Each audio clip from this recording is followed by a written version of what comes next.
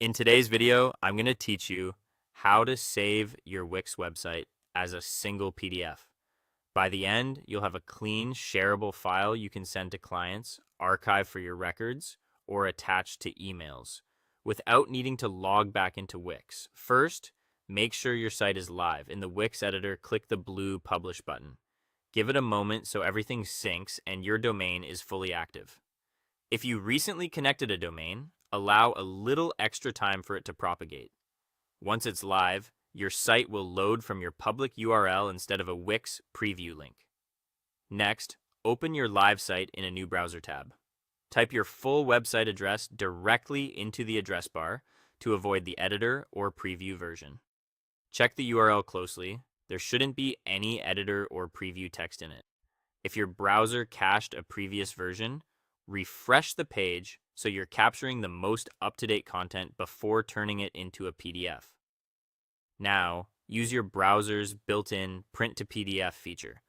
On the live page, right-click and choose Print. You can also open your browser's menu and select Print from there.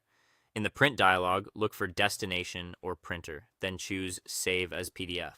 On Windows, you might see Microsoft Print to PDF as the option. Both work the same way.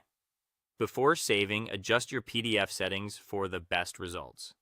Choose the page orientation that matches your layout. Landscape for wide, horizontal designs and portrait for taller pages. Set margins to narrow or minimal, so important content isn't cut off at the edges. If your site uses background images or colored sections, enable background graphics to preserve the full design. If you prefer a lighter file, leave it off. Select color for a faithful representation of your brand, or switch to grayscale if you want a smaller, ink-friendly document. Use the preview panel to scroll through every section. Confirm that headers, galleries, and text blocks appear as expected, and make small tweaks to orientation or margins if anything looks cropped.